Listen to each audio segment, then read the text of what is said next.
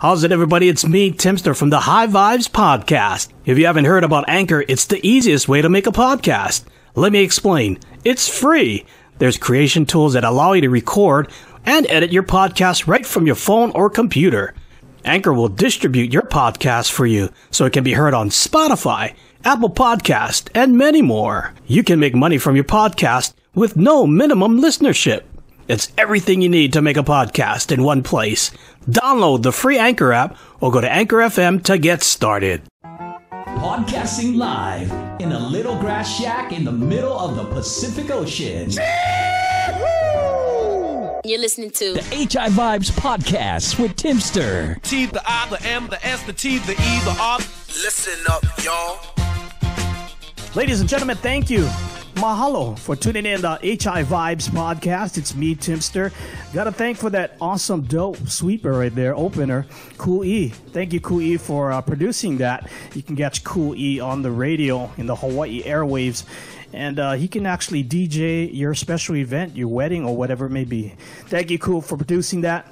Today's edition is about cannabis and gerontology, geriatrics, how that can help you, because Hawaii's population of kupuna is growing every year. And we're getting old. We have our ailments, and our parents are getting old.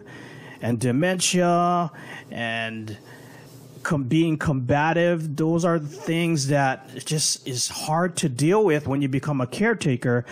You know, me personally, I became the primary caretaker for my mom this past year, and it's been tough. Unfortunately, I recently put my mom in a foster home, and I'm not sure, thinking in hindsight, I'm not sure how I would have dealt with my mom and her condition without cannabis. So today's episode is about cannabis and gerontology, and we're going to have Martin Lee, the one and only Martin Lee. He's the, if you don't know who Martin Lee is, he's an author and activist, and his latest book, he wrote several books, and his latest book is called Smoke Signals, A Social History of Marijuana, was published in 2012. He's also the co-founder and director of Project CBD, which is a non-profit establishment in 2010 that promotes research into the medical uses of CBD and the components of the cannabis plant. So check it out. His website, his main website at www.projectcbd.org. That's www.projectcbd.org. So once again, the HI Vibes podcast is very fortunate to have Martin Lee talk about cannabis and gerontology. Before I get into this, there's sort of two parts to this. We'll run through the scientific basis for the medical effects of cannabis and CBD, with a particular emphasis for seniors as an audience for this. But then the second half really is more like very pragmatic about how you use it as a medicine, you might say. But it's based on the experience of us in California. Project CBD, the group that I work with, basically started in California about 10 years ago, and we've been working with CBD for 10 years. And you have a lot of options. It doesn't have to be just CBD with a little THC. It could be any mixture. And so, learn things, and learn about how to be thinking about it and implement it. So I don't know what extent that's of interest to you, but that's a kind of a second part of it.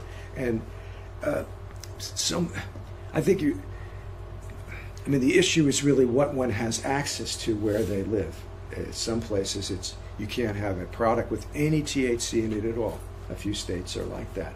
Some places like California, if you're 21 or older, you walk into a store, you show your ID and you pick whatever you want and you walk out. And that's a good thing in my opinion. It's not like it's paradise. There's problems, but there's so how relevant some of those specifics, kind of, I don't want to say how-tos, but that emphasis on pragmatically how you're dealing with both CBD and THC and combining and whatnot.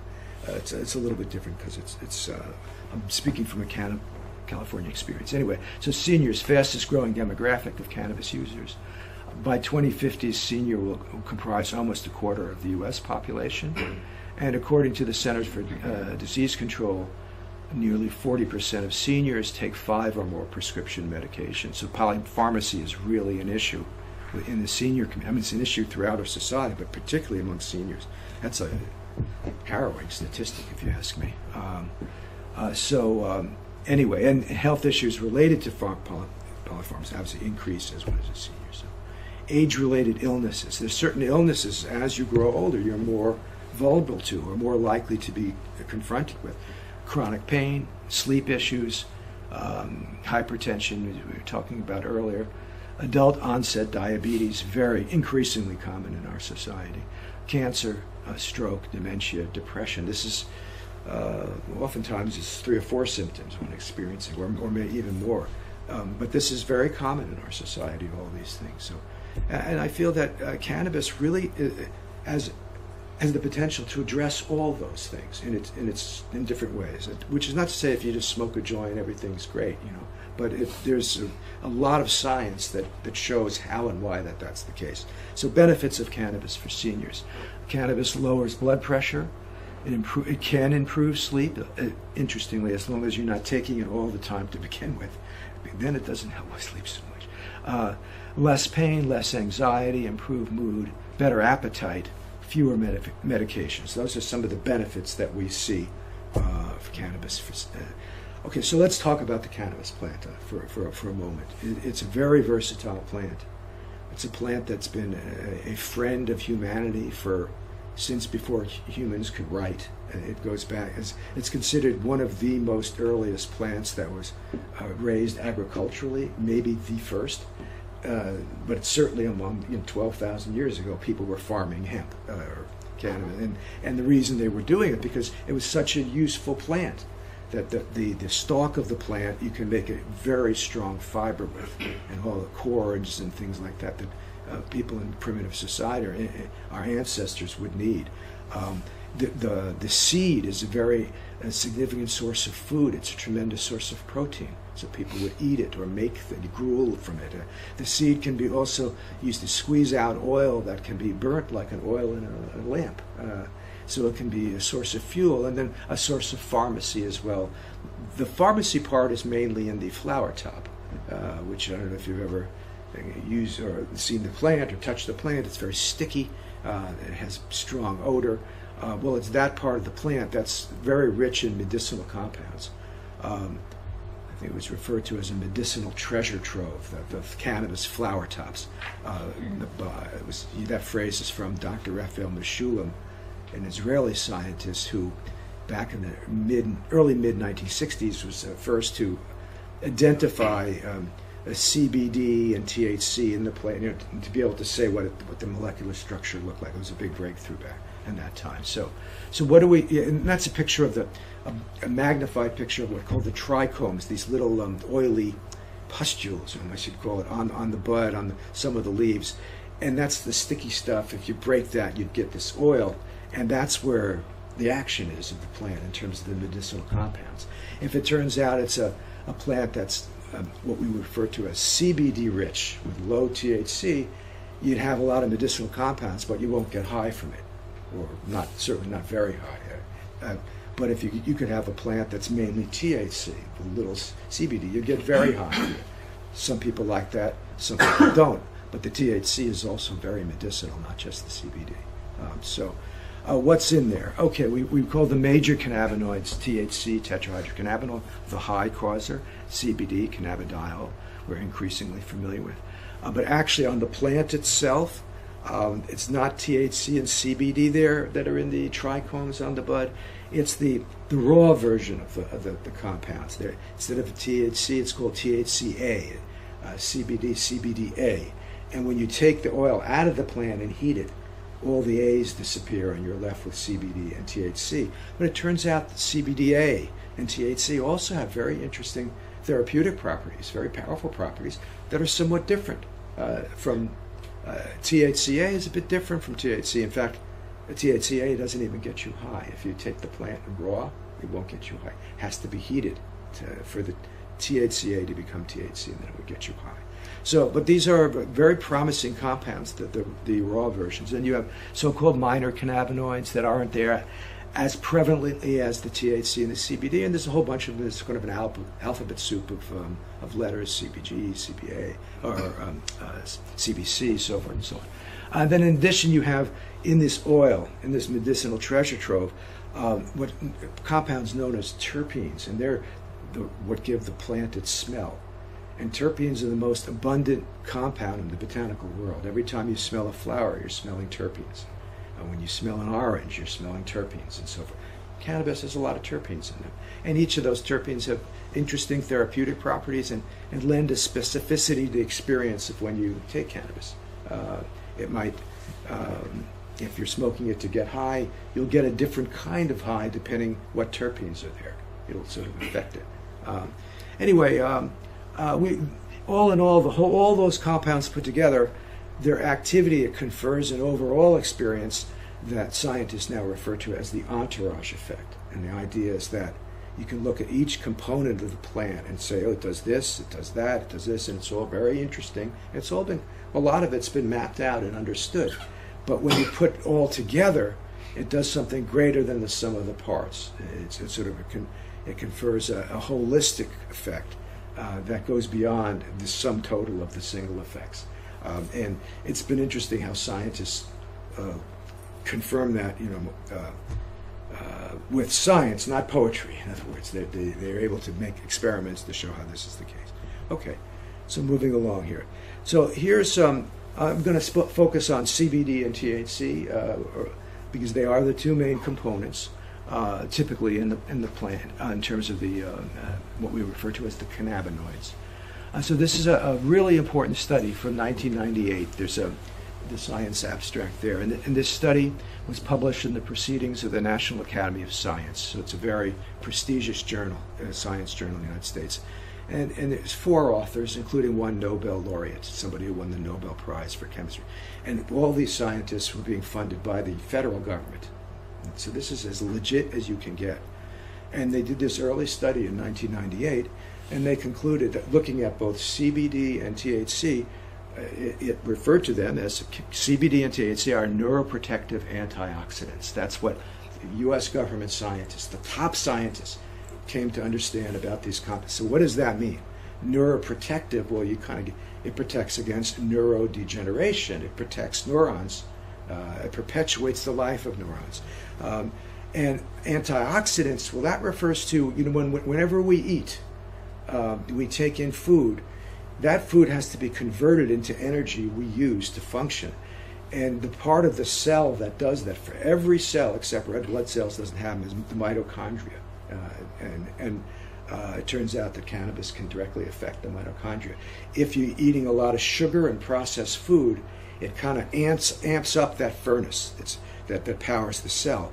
And when it does that, it creates as a side effect, you might say, is what they call free radicals, which are damaging in the actually medium and longer term.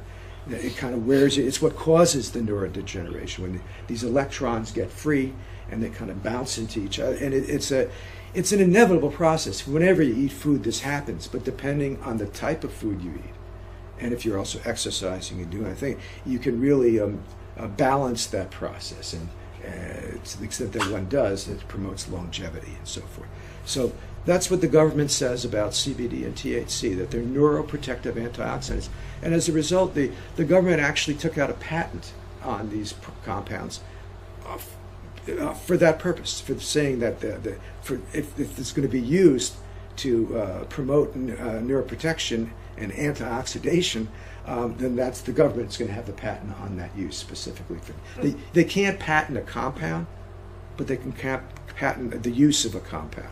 And this you might have heard sometimes in the web, internet, government patented CBD. That's the CBD industry kind of trying to promote itself. It didn't actually patent CBD. It patented the use of cannabinoids for these purposes based on research into THC and CBD, not just CBD. And so the government knows that both of them are now pharmaceuticals, so that approved pharmaceuticals as single molecules, THC and CBD. So there's a statement from the actual patent itself. Cannabinoids have been found to have antioxidant properties and are found to have particular applications as neuroprotectants, for example, in limiting neurological damage following ischemic insults such as stroke or trauma, or in the treatment of neurodegenerative diseases such as Alzheimer's disease, Parkinson's disease, and HIV dementia. So that's what the federal government thinks of this. On the one hand, on the other hand, they're saying these things are no medical value and dangerous. It's a complete contradiction. But this is based kind of on science for single molecules, not for cannabis, the plant. That's the distinction that allows them to keep perpetuating prohibition. Anyway, so cannabis versus dementia. This is from a 2016 study in the Philosophical Transactions of the Royal Society, a British publication. It's also a very prestigious science journal. I'll just read what this journal says. Cannabinoids are regulators of mitochondrial activity, protect neurons on the molecular level, neuroinflammatory processes contributing to the progression of normal brain aging and the pathogenesis of neurodegenerative diseases are suppressed by cannabinoids, suggesting they may also influence the aging process on the system level, meaning that it could be a kind of anti or slow aging for the exposure to cannabinoids. That's what this British journal published. And this is not a controversial assessment. This is understood. I can cite many journals that take this as a given now and try to take it further. But again, they're basing this on experiments with single molecules on animals. And then you can hear from people things, and they kind of match, but there's a big gap generally. A lot of preclinical, a lot of anecdotal, but the clinical tends to be missing. So the government will say, well, we don't have proof. And that's how it plays out. But they seem to have figured this out in ancient China, actually, like 5,000 years ago. They had the same understanding about cannabis. Maybe not in this detailed scientific way, but this is from the actually oldest medical text humankind has assembled. This ancient Chinese medical text that goes back to 2,700 BC, years before Christ. And in this particular text, it's describing the different herbs and medicines in the ancient Chinese pharmacopoeia, and cannabis was one of those herbs. Was considered one of the elixirs of immortality. A very elite group of herbs would be ginseng and the cannabis and a few others were part of this in this ancient pharmacopoeia. And the last describing ma fen, and ma is hemp in ancient Chinese, describing what happens. It's interesting. It said that if you take it, for a long time in the right amount, your body becomes filled with light. But if you take too much, you go crazy and you start running around. You get too high. That's you see ghosts and you'll frenetically run about. So it's this. It can go two ways. But the last part of it, in this, very interesting. Protracted taking may make one fat, strong, and never senile. So they had the sense that this is protective against brain degeneration. How they knew about this? Well, I'm not sure, but they knew. Okay, so segueing here, we have this important information about one aspect of what's significant about cannabinoids, this neuroprotective aspect. Why do these things work? Why does hold on, your battery is running low? But I don't think that's so bad. I think it'll continue for a while. Except it kind of gets in my way seeing this. Anyway, why does THC and CBD work at all? They work because they mimic the effects. These are plant cannabinoids. They're called phytocannabinoids. There's over 100 of them, but THC, CBD, the main ones. They work because they mimic the effects of endogenous cannabinoids that our own brain and body produces. We have like marijuana-like compounds in the brain, and they're called endocannabinoids, endogenous cannabinoids. Plant cannabinoids have the same effect or similar effects to the endogenous cannabinoids. And the endogenous cannabinoids are part of what's called the endocannabinoid system, which is only relatively recently discovered. Serious discovery, going back to the late 80s, and, when they first started getting onto this system, that it even existed. And it turns out it's a very important system. Hold on. I think it's not letting me change, so it's probably something you might have to do with plugging it in. Sorry. I'm going to talk a little about the endocannabinoid system and what, again, citing studies from our own government scientists, what they understand about it, because thank you. Yeah. So endocannabinoid system, ECS. There's an Italian scientist who kind of came up with you might say a soundbite for how do you describe what the endocannabinoid system does, what it is, why it's important. And he says, well, in terms of what it regulates, what it plays an important function in terms of how our experience, in terms of it can eat, sleep, relax, protect, forget. That the endocannabinoid system was very important in terms of all those functions. Eating, we know it promotes eating. It gives you the munchies. It can help with sleep. It can help you relax. We're discussing now the neuroprotective aspect, and then also forget, which is an interesting one because people might think, certainly if you're struggling with Alzheimer's and dementia, well, why would forgetting be something that would be, important like eating? You don't want to, this is a problem. It's that the cannabinoid system kind of it regulates the axis of memory and forgetting. When you smoke a lot of weed, you forget for a little bit.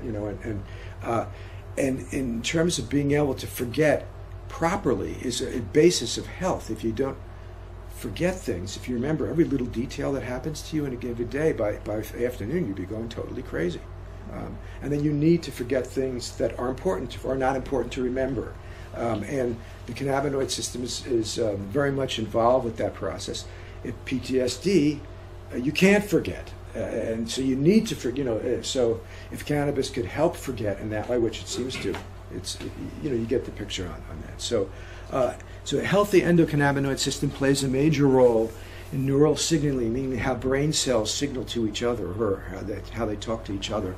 In immune activity, meaning how immune cells function, in general, and cellular homeostasis, and that's a key concept with cannabinoids. What they do, they're like a balancing thing. I compare it to a thermostat, but not one thermostat. If you had 100 thermostats all around the room and you ascribed an important process to each, so one would be regulating blood pressure, regulating blood sugar metabolism, pain perception, memory and forgetting, all around. Think of every important physiological process, and it turns out that the endocannabinoid system is involved in regulating it. It's sort of like the master switch behind the curtain. In a way, it's like that. But it's crucial, literally, in all important physiological processes studied. And it's the reason why cannabis is such a versatile medicine, because it can affect something that's sort of at the base of so many different problems. So regulates brain activity, immune function, pain perception, many physiological systems, facilitates cell repair, cell death, and neurogenesis. Cellular health, involves cells can get broken and they have to be repaired, or sometimes they're broken beyond repair, then they have to die. And cells can also be created. We're always creating new brain cells, even into our old age. And when that process really slows down or stops, neurodegeneration is the result, or is a counterpart to that. So it literally regulates stress hormones. When you feel really stressful about something, an acute stress, a gunshot, whatever, you're thinking of something really bad that happened, it's stress response. Something's got to turn that back and bring you back to normal level. That's what the endocannabinoid system is doing. If you've got a fever, you've got to kill off the germ or whatever, but something has to bring the fever down. It's the endocannabinoid system that does that. So it plays this role balancing many things all at once. And this is just a few examples I threw up from peer-reviewed journals, from British, from a number of things. The role of the endocannabinoid system in the control of energy homeostasis. The endocannabinoid system in the control of glucose homeostasis. Obviously, that's really important. If that goes off, it's diabetes.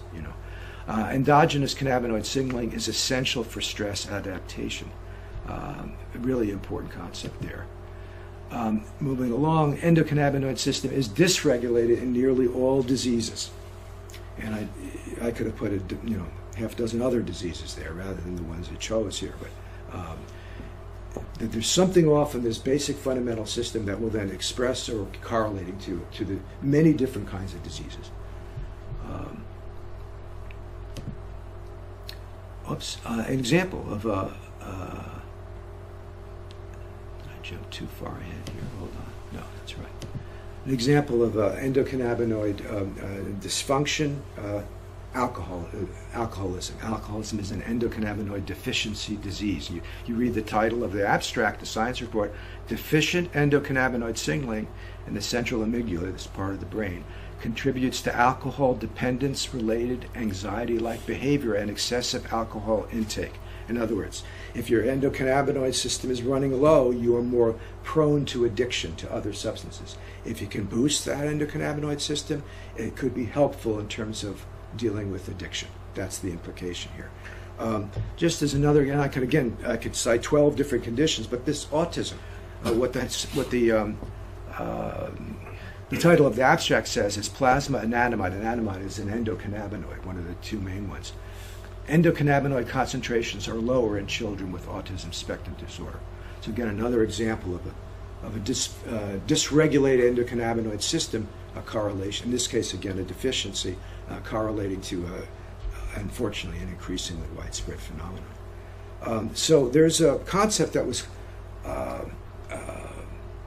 articulated by a physician named Dr. Ethan Russo, who's a prominent scientist and a neurologist, both in the cannabinoid science world. And he proposed a theory, what he referred to as a clinical endocannabinoid deficiency. He was seeing that in these problematic conditions. And in the first paper he wrote in 2004, in which he articulated this thesis, he focused on migraines, clinical depression, fibromyalgia, and there was one other, irritable bowel. Those four conditions he was able to show, at least on the basis of the medical science thus far, was always linked to deficient and endogenous cannabinoid deficiency. It doesn't disappear entirely, but it's just not functioning up to par. We can get into why.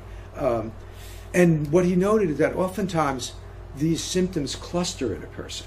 That if a person's dealing with migraines, they're within the migraine population, there's a higher degree of fibromyalgia, or these are certainly clinical depression as well. They happen as a cluster of symptoms together, as if there was a common root. So what causes? Oh, and actually, since Ethan wrote his paper on this, there's been a number of other diseases that have been linked to this endocannabinoid deficiency: Alzheimer's, PTSD, epilepsy, also. This is not saying the only thing that's going on with these diseases, but there's a common thing going on there. So what might cause endocannabinoid deficiency or endocannabinoid deficits? Sometimes it's a genetic thing, that there might be a kind of a mutation, or what scientists refer to as a polymorphism in the gene that encodes some component of the endocannabinoid system, like a receptor that doesn't work very well, or something that results in lower or high levels of something. There's all sorts of ways that the endocannabinoids can be affected, and sometimes that's the case, but usually that's not the case. But sometimes, particularly for very, very severe illnesses, sometimes the kind that happen with kids that they never figure out what really is going on, but they can't live beyond 2 years old, they can't thrive. There's no obvious cause. It could actually be a genetic defect and something going on with the endocannabinoid system. There's been some evidence in some of these situations, these mysterious etiologies that. Anyway, but most often it's caused by stress and lifestyle factors. So you might say, living wrong, going out and drinking too many cigarettes, a lot of processed food, not exercising, and this will contribute to increased levels of stress, and we're exposed to stress all the time, many different kinds of stress in modern life that people didn't experience thousands of years ago. I'm not saying we all got it so bad or anything, but there's 100 years ago people weren't exposed to 80,000 unregulated synthetic chemicals in the environment. This is stressing us, these things, or all the different Wi-Fi and these kind of things. It's not clear what really goes on here, except plants don't grow there. When they're exposed, to the where it's coming from, the sources of these radio energies. But so many different kind of stressors we are confronted with, and some of the interesting works that have been done here. The scientists have analyzed what happens again to mice when they're exposed to ethanol, to alcohol. Because alcohol is a stressor, it's a poison. If you take in a poison, you're stressing your body, particularly your brain with alcohol. And what they found is when they exposed the mice to ethanol, their endocannabinoid levels got boosted, as if it was almost like a protective response. Acute poisoning, acute stress boosts your endocannabinoid system because, again, you're supposed to then turn down that stress. That's a healthy system would work that way. Except chronic stress, they found, lowers your entire endocannabinoid baseline level. And chronic stress will bring your functioning low. So it can go either way. Either way, it's a reaction to a problem. When I have here written, disease is an expression of an organism's effort to cope with stress. You get contorted because you're trying to accommodate stress. The endocannabinoid system changes, and that causes a lot of problems. And as we age, as we grow older, as the years go by, and we've accumulated more, exposure to stress day in and day out, month after month, year after year, it has an effect. So as we age, we're more vulnerable to disease because we've been worn out by stress more. So elderly people are more vulnerable to disease than a younger person, generally speaking. So what is aging? Gradual deterioration of physiological function over time. Decline in auditory, visual, and memory functions. Lower metabolic rate, decline in immune, kidney, and endocrine functions. Decline in muscle tone, exercise performance.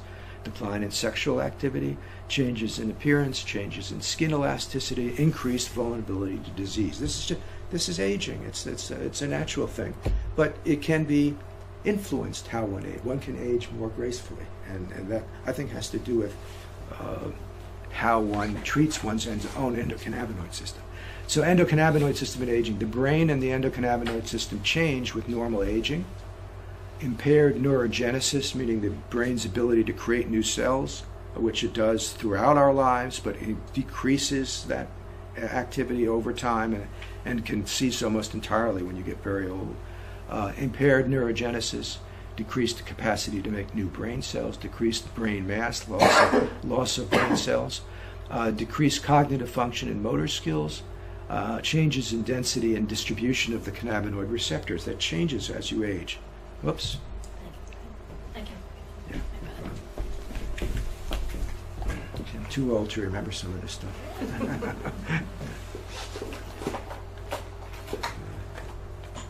Okay, we'll take a little break. The point is, and I'm going to quote some of the government reports on this. It's not me just saying all these diseases. It's them who say this. That if there are various ways, many ways actually, to affect one's endocannabinoid system and to do right by it. And a lot of them are just the obvious thing your mom told you when you're growing up: eat your greens. The old ideas actually carry weight. But we also have a really great tool that has a very direct impact on the endocannabinoid system. It's called cannabis, and CBD and THC directly will help to modulate that. But it will work a lot better if you're doing a lot of other things to if you're not working against yourself, if you're living a healthier life. So we see CB1 receptor. CB1 receptor, I didn't go into the breakdown the components of the endocannabinoid system, but there are two sets of receptors, cannabinoid receptors. CB1 is the main set in the brain and the central nervous system. It's actually the most prevalent receptor in the brain is this cannabinoid one, way more so than opiate receptor. There's many different kind of receptors: glutamate receptors, GABA receptors, serotonin receptor. Cannabinoid is the most prevalent one in the brain. Endocannabinoid system changes in neurodegenerative diseases. CB1 receptor levels are lower in seniors compared to younger people. So things change as we age. And again, a lot of it I think is a response to stress. So this is from a 2013 report by two very prestigious scientists at the National Institute of Health and the National Institute of Alcohol and whatever NIAAA stands for. It's the whole studying alcoholism. And it's from a paper called Modulating the Endocannabinoid System in Health and Disease. And the scientists say, modulating endocannabinoid activity may have therapeutic potential in almost all diseases affecting humans, including obesity, metabolic syndrome, diabetes, and diabetic complications, neurodegenerative, inflammatory, cardiovascular, liver, GI, skin diseases, pain, psychiatric disorders, cachexia, meaning wasting, cancer, chemotherapy-induced nausea and vomiting, among many others. This is the U.S. government saying this. But what they don't say is, so why don't you go out and smoke marijuana and you'll be better off. No, but they do recognize the importance of this system.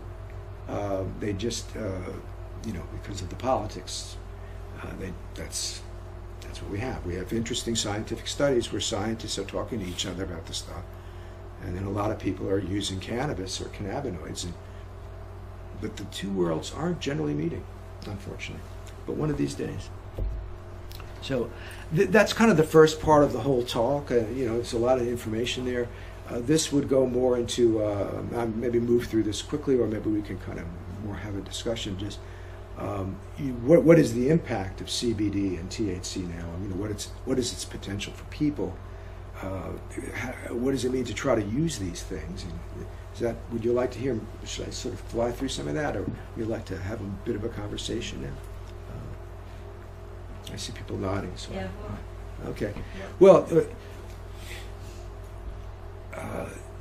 the group that I work with is Project CBD. It's a group I helped to form, and I'm the director of it. And we've been around for 10 years. We formed in 22. And probably a year earlier, before we formed, we were party to the discovery of some of the cannabis cultivars or strains in Northern California, in the particular area called the Emerald Triangle, which is known as really the cannabis breadbasket in the U.S. And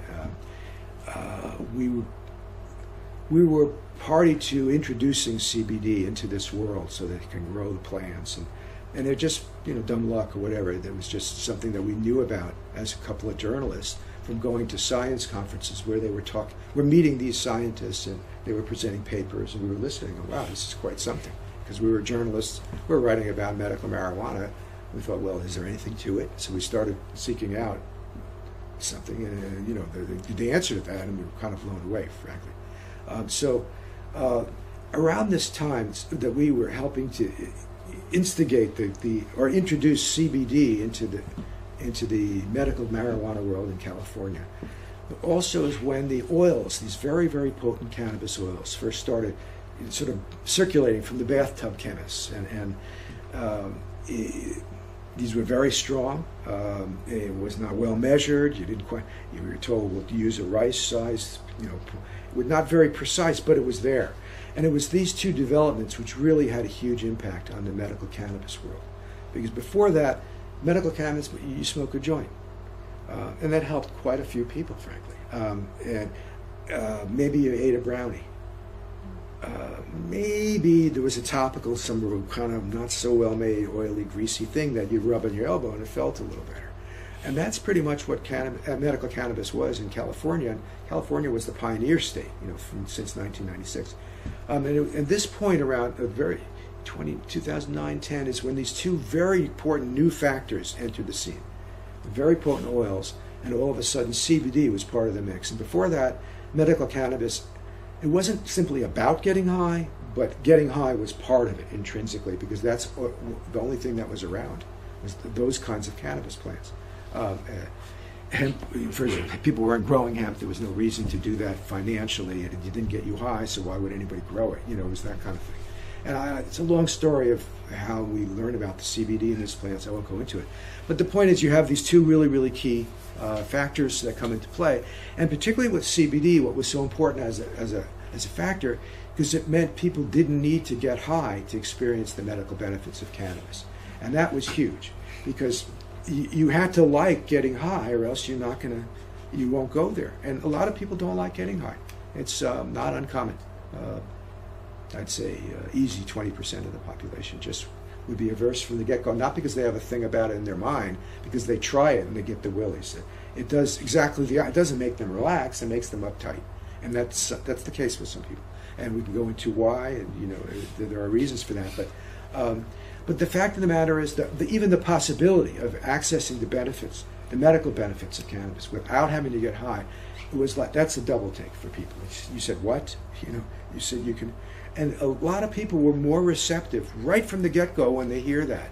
Because for whatever reason they were, had a mental block about it, or thought it was just about a bunch of stoners and that kind of.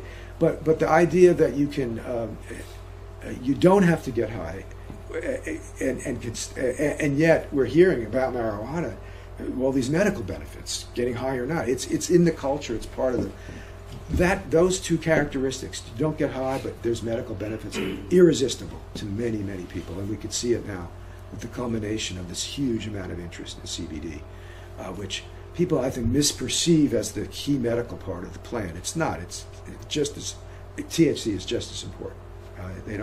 You can't say one is more important than the other. When you put them together, you have a lot of options that you don't have if you treat them separately, or if you emphasize just one over the other. You can do good things, but you have way more options when they're together. Anyway, so. One doesn't have to, and the other part is one doesn't have to smoke marijuana to experience the medical benefits. And now you got these oils. So not only do you not have to get high, but you don't even have to smoke it to get something. That was a game changer, those two factors. So really, the key challenge in terms of medical cannabis for a new person for starting to use it, is managing the psychoactive part of it. Again, some people don't like to get high at all, or some people don't like to get very high, and for some people they like it. Well, that means you might have to modulate the amount of CBD and THC you're taking, because CBD doesn't get you high, it's not intoxicating. THC can get you very high. When you put CBD and THC together, the CBD kind of lowers the THC high, and depending how much is in there, it could lower it to the point it doesn't get you high at all. Or for some, and different people have different sensitivities about this. So some people will like a little bit of exposure. Well, some people can't handle any THC at all, and some people bring it on. So the idea is, as I think I'll show an example of it. I'll show it again a little bit. It'll be the next slide after this, because CBD and THC synergize. They also potentiate each other. So you need less THC to get the medical benefits when it's combined with CBD, and CBD is bringing down the high. So why be cut off from the possibility of this incredible therapeutic compound called THC? There's really a lot going on there that's amazing. Speaking of Alzheimer's, THC can suppress an enzyme that's implicated in the formation of the Alzheimer's plaque. So that's known, again, documented by science. The THC does that. CBD does other things too, but it doesn't do that. It does other things that can help. So, why not put it all together? Why is it that you can't deal with that, or you can't get that from a plant? It doesn't make any sense. So we refer to CBD and THC as the power couple of cannabis therapeutics. In fact, we just have in anticipation of Valentine's Day, someone drew an illustration of CBD and THC and sort of embracing as the power. And we, as Project CBD, we tirelessly try to remind the CBD enthusiastic community that it's not just about CBD. That don't forsake THC, even though all the emphasis is on CBD, which is quite ironic, because when we started 10 years ago, all we kept saying is it's not just about THC. It's not just about, there's this other thing that's really important. So we had to kind of go with the pendulum switching, always being opposite. Anyway, so CBD and THC work together better together than as isolates, and both have significant medicinal potential. Here's an example from a 2010 study done at the California Pacific Medical Center. It shows how CBD magnifies THC's anti-cancer effect for brain cancer. And the title of the study, Cannabidiol enhances the inhibitory effects of THC on human glioblastoma cell proliferation and survival. And what they did at this California Pacific Medical Center is part of the Sutter Medical Group. It's a major mainstream medical group in the Bay Area and outside of that too. And they had a research department. They were able to work with both with breast cancer and brain cancer cell lines that they would take from a sick person And then whatever they do, they refrigerate them, and they keep these cell lines alive even after a person dies, if indeed that's the fate of that person. And if it's brain cancer, it's pretty much the fate of that person. And then they work with these cell lines. We should have a video of one of the things where they time lapse, where they give in the petri dish with all the cancer cells. You put THC on it, and then the cancer cells start to like self-immolate. That the CBD and THC were both shown to have an anti-tumoral effect, have a toxic effect on cancer cells. And what they found was that for brain cancer, the THC worked a little better than CBD, just the opposite for the breast cancer. CBD for certain types of breast cancer, and certain, but that when they combined them, it always worked better than either of them alone. That's in these, again, early preclinical studies, as we were talking a little bit before. So that's an example. And this work of some really nice scientists who were working on this, and I'd come to know them. My son was interning there and counting the brain cells, actually. But in Spain, in Israel, they've done remarkable work in this area, looking at... Another CBD, is that full spectrum, or no? This is those are isolated CBD and isolated THC together, and you can make a lot happen with that. And there is a pharmaceutical version of basically isolated CBD that's been approved for certain types of severe epilepsy in children, and it works. I mean, it went through clinical trials and it does. The thing is, when you compare how it works to how these full spectrum CBD dominant oils, mainly CBD but a little THC and a little everything else, you compare it to the CBD isolate. It's called Epidiolex, approved pharmaceutical. You need 1/4 of the amount of CBD in the full spectrum to do just as well, if not better, as the CBD isolate. So again, the entourage effect potentiates the CBD. And this study is a really excellent study that was done out of Brazil, going through all the research and the few studies that actually had the oil as part of it, and compared it to and came up with this information. And that's pretty much what we're hearing from doctors who work with oil compared to Epidiolex and what they're reporting. You need a much higher dose when it's a single molecule than you need as a lower dose. And the full spectrum oil has what's called a broader therapeutic window, where it can be helpful for different doses, whereas the single molecule, you need a very precise dose and a very high one. And if you go a little bit above it or a little below, it doesn't really work well. But it can work. They've done the one virtue of isolate is you can measure it really easily. With these oils, it's sort of like, if it's a good quality oil, can be amazing, but and you can get lab tests that show something, but then another lab test will show a little different. But it's just not. It has other virtues. Both these approaches can be valuable, but my bias is more toward the full spectrum for various reasons. So anyway, this is what we have in California, just as an example. This is these images you see here. You might see the little pie charts. The different colors. I think there's the blue pie chart to the right. I don't know if I'm blocking anybody's vision. And this is a sublingual sprays of CBD and THC oil mixed together from a company called, the brand is called Care by Design in California. It's only available in California. So you see the blue pie chart, the darkened blue means it's CBD, and the little bit of white means it's THC. So you'll have for every particle of THC, you'll have 18 of C. It's called 18-to-1 ratio, CBD to THC. You don't get high from it. But it's a full spectrum. It's a little more THC that would qualify it as hemp, so it's in the medical marijuana range. And then you walk your way up in that pie chart, you have increasing, you'll see white, so it's then 8-to-1 and 4-to-1 and 2-to-1 and 1-to-1. And the 1-to-1 seems to be optimal for a lot of things, but it will also get you high. A little bit, or maybe not a little bit. For some people, very high. So the idea with this is that one can start using, let's say, low doses and see what they experience. And if they're feeling that not enough, or they're maybe having some positive effect, but it's not really getting what they hoped, maybe you can increase the dose a little bit. But if that doesn't work, then you walk up the amount of THC a little bit. Go back to the low dose. Take an 8-to-1. Then you go up to 4-to-1. And then you try to 2 to 1, you go, oh, wait a minute, it's getting me dizzy.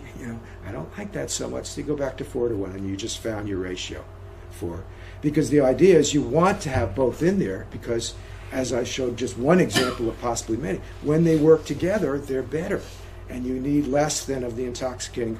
So the idea is to sort of find, to take as much, take a CBD-rich oil, a good quality oil, with as much THC as you're comfortable with. And that was a brilliant way of sidestepping all the problems in the medical marijuana world with medical claims and the FDA, because you're not making any medical claim. You're not saying, oh, this 4 to 1 ratio is going to help cure Alzheimer's. First of all, you shouldn't say such things. Oh, but this 4 to 1 ratio is comfortable for this person, and we have a hunch it's going to help. And if you have both in there, given what we know about the endocannabinoid system and how universal it is, and how, if you have some CBD and THC, preferably as part of a full spectrum with everything, a little bit, the odds are it's going to help you. If you can find that sweet spot of not too much of the psychoactivity or maybe you do more of that in the evening because you're going to go to bed during the day, more CBD. A lot of people switch their ratio depending on the time of day. Or you might take rather than under tongue spray, you might take a gel cap for the different ways you can administer it. But so this is what's been going on in California for, I would say, at least 5 years. They have these kinds of options, and now there's all sorts of things that are. It's very inventive, this industry. They come up with all sorts of stuff. So moving right along, and what does it say about dosage? No single CBD-THC ratio or dosage that's right for everybody. For new patients, start with low doses of CBD remedy and increase with little THC, and increase incrementally.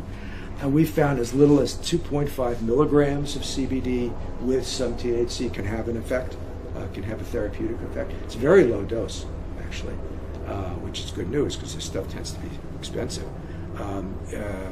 But sometimes low doses don't work, and you need a much higher dose. And the good news there, again, if you combine THC with CBD, you're much more likely to tolerate the THC as you go higher.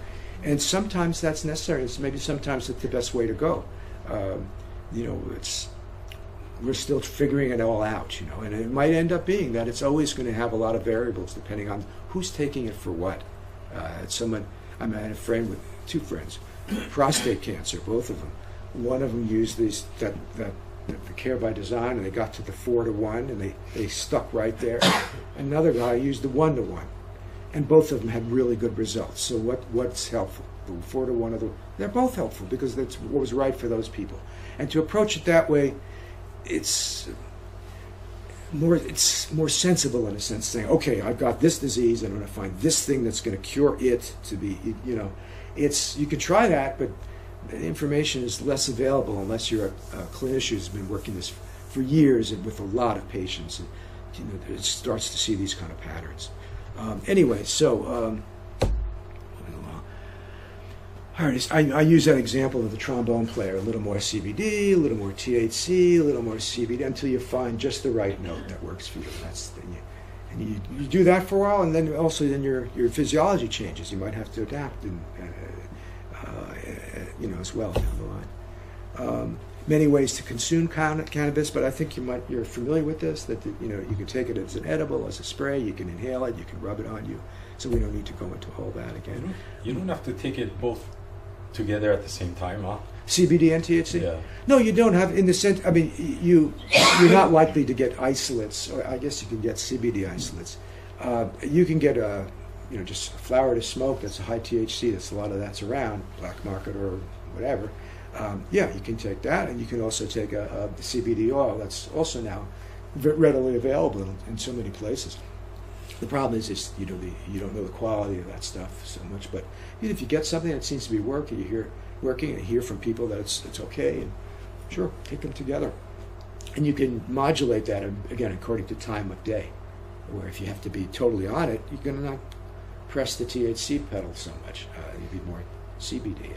But I've known elderly people who are taking it for chronic pain, for fibromyalgia, type of symptoms, and they would say, yeah, I take the 18-to-1 or the 4-to-1 during the day, but at night I always go to the 1-to-1. It's more effective for pain, but I also have to kind of sit by the fireplace, and, mellow out a little bit. It's not as strong as this, just THC cannabis necessarily. But it's. Did you want to say something? No. When you're done, I just wanted. I have a question from my mom's geriatrician. Yeah. Who's also a PCP. Since we were kind of talking about it, one of her questions is any issues or side effects that they as docs should look out for when dosing dementia patients. With CBD or with the cannabinoids? Well, yeah, finding a dosage. Yeah, again, starting low, going slow is the general approach. You increase incrementally, possibly because of balance issues and things like elderly people, they fall, they hurt themselves. You don't want to give them something that's going to get them high and dizzy, so you want to stay on very much the non-intoxicating side of that spectrum. However, I should share with you that it was a study that we were actually involved in at an old age home in Santa Rosa, where people were experiencing aggression and a lot of anxiety and aggression that would come with dementia sometimes. And what was best for that was the THC-rich cookies that they ate. They really that really calmed it down, more so than the CBD. It was really the THC stuff. Now that might not be. Again, careful of doses. You can really overdose very easily on an edible. Again, how is it made? What part of it? Is it all evenly distributed? You can take a little bite and you can have an experience. And that can bring the toughest guy down to earth, or humble them pretty quickly. Send them to the moon, but humble them. So you want to be careful. Start as low as 2.5 milligrams for that's CBD, and then 2.5 of THC. There's we wrote an article, very detailed, kind of we about dosing and how to dose, that would respond directly to the question. Because if you're working with a THC dominant remedy, the dosing, this overall strategy would be similar: start low, go slow, but it would different key points. So maybe you'd even start with a little less than a 2.5. Depending on the person. Yeah, best to start again if it's an elderly person. You can even start, and sometimes you can get a really good effect from very low, but oftentimes you need to sort of work your way up a little bit to see a better effect with the THC. But it's spelled out. What we did was Dr. Russo, I mentioned before, with the clinical endocannabinoids. We work with him closely, and basically got the information from him, what he knows about dosing this stuff, and we'd hear from other doctors similarly and try to present an assessment of what we know about dosing from the doctors who are really doing it. And the interesting thing was just the astonishing range of potential effective doses. That sometimes very surprisingly, these very low doses really went a long way, and other times you really had to go way higher to get the right. And the range was. I'm not sure how helpful that is, but it's probably just good to know. And certainly with CBD, you can go very high without incurring, the impairment. With THC, 10 milligrams of THC can easily get a person good and zonked. I'm an inveterate stoner, and that will get me good and high if I take a gel cap with THC, 10 milligrams. So for a new person, you want to be much lower than that. But it might do the trick for them. There were studies that they found for neuropathic pain, 21 milligrams CBD and THC together worked best for neuropathic pain in several clinical studies in Europe with people. And that when you double the dose to 42 milligrams, it didn't work as well. And then when we doubled it again to like 84, it didn't work at all. So there was the pain. But if it was lower than that 21, it also didn't work. So you really had to, and then, again, they're averaging things out and giving it to a lot of people. But there are numbers out there, and there has been work, but that kind of clinical research you don't see it in the U.S., unfortunately, except for the CBD isolates. So we try to gather this information and present it. I think I'm probably almost at the end of this thing here, but we're talking about different modes of administration, how long they last, how quickly they are effective. I don't know if you're familiar with that. I can run through it very quickly. But it's basically, if you eat it, it takes longer to have an effect, but it lasts longer and it might have a deeper effect. If you need a quick relief, inhale it. You get very quick relief. but it won't necessarily last as long. So it's these things, depending what you need. If you hear about nanotechnology and all that, water soluble, this and that, now buy it, it's better. Yeah, actually you experience it quicker, but it leaves quicker too, so it lasts a lot shorter. They never tell you about the latter part. It's just quicker, more bioavailable if it's water soluble, and partly true. But okay, what to look for in a CBD product? We have again on our website 10 tips to look for in the CBD. And again, it's a matter of what is accessible. I would suggest, if possible, don't buy your CBD oil from a gas station. Buy it ideally from a medical cannabis dispensary. I know that's almost utopian, that thought here. I'm pretty sure everyone in here is going to buy it from me. Yeah, that I can recommend it then. No, you go to people you trust, who are honest and in it for the right purpose, and have some good experience with it, and let it go from there. And people have to experiment and rely on themselves a little, which is probably a good approach if you're trying to be better and healing in life. But there's a lot of things. Our food supply is very polluted and with additives and so forth. You want to try to avoid that stuff in CBD products. Sometimes you can, sometimes you can't. But it's sort of obvious type of things in that way. Pharmaceutical CBD, I talked about that a little bit. About a year and a half ago, Epidiolex was approved, and you can get it prescribed and covered by insurance if it's meant for a child with 2 different types of epilepsy. With kids that are seizing hundreds of times a week and things like that. And it does work.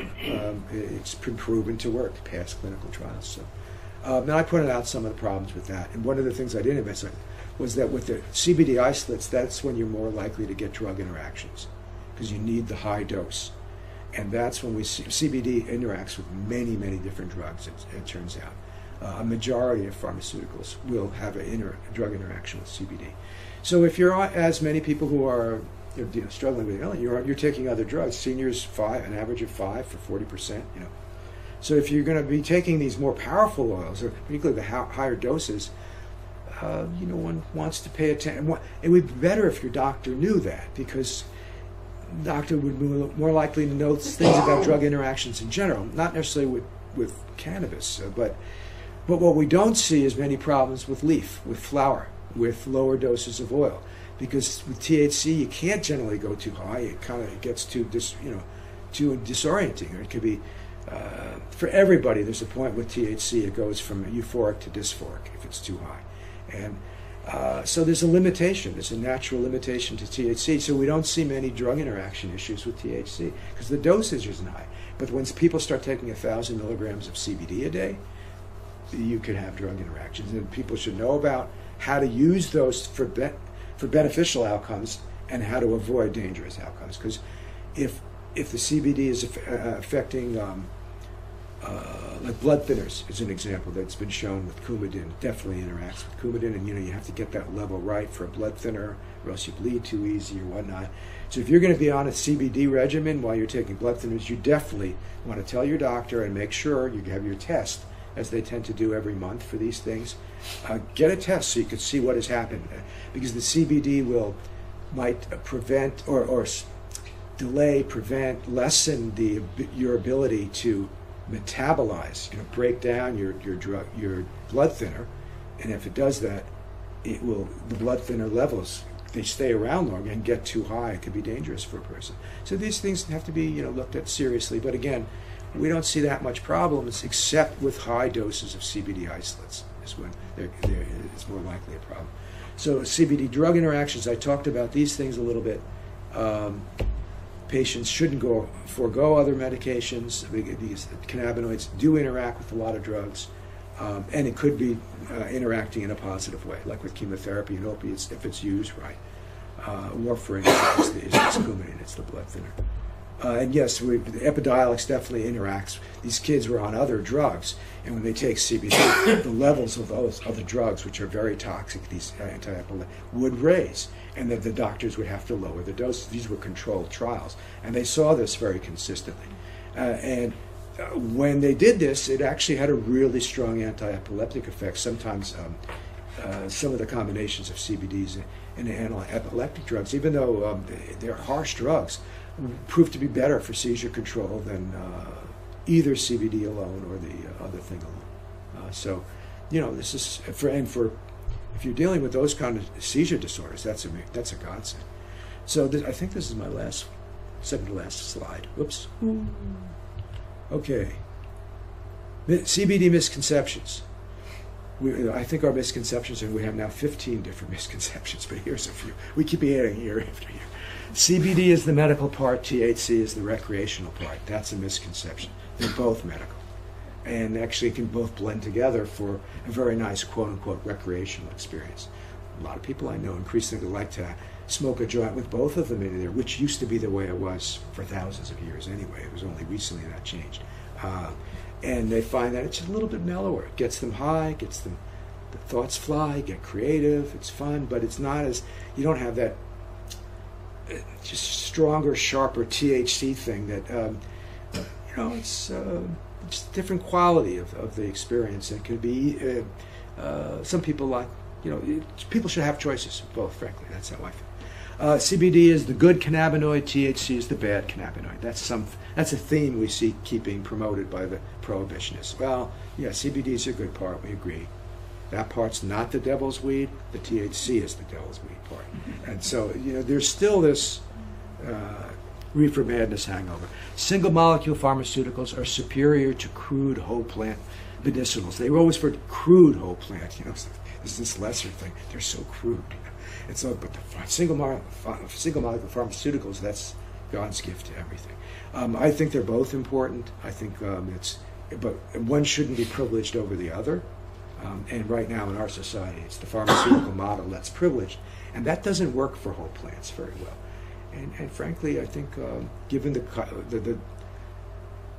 kind of boxed ourselves within the corner with too much antibiotics and these stronger and stronger drugs, and a renewed respect for herbal medicine in general, I think it's long overdue. Psychoactivity is inherently an adverse side effect. That's how it's referred to in the science reports sometimes. Getting high is an adverse effect. That's just the definition in the pharmacy. It's weird. The scientific community is a reflection of the society as a whole, and you get some scientists who are really cool and understand this stuff and who are pioneers in terms of educating all of us on this stuff, and then you get others who are just, it's bad. You get high, and it's bad. High doses of CBD work better than low doses. Not always. Sometimes. Maybe not most of the times. We don't know yet, but one should have the access to both options, or all options. CBD is CBD. It doesn't matter where it comes from. In some ways that's true. In a lot of ways it's not true. You want to get, if it's a whole plant, full spectrum oil extract, you want to get from a really good healthy plant with a robust resin content, with a lot of resin, so you can get a lot of oil, and you want, depending on what you're looking for, the genetics of the plant to determine, is it going to be what we call type 1 plant, which is a high THC plant, that's the ones everyone likes to smoke, or type 2, that's a mixture of both, which I think is going to come back really strong, or type 3, the high CBD, the low THC, which is now very popular because of CBD.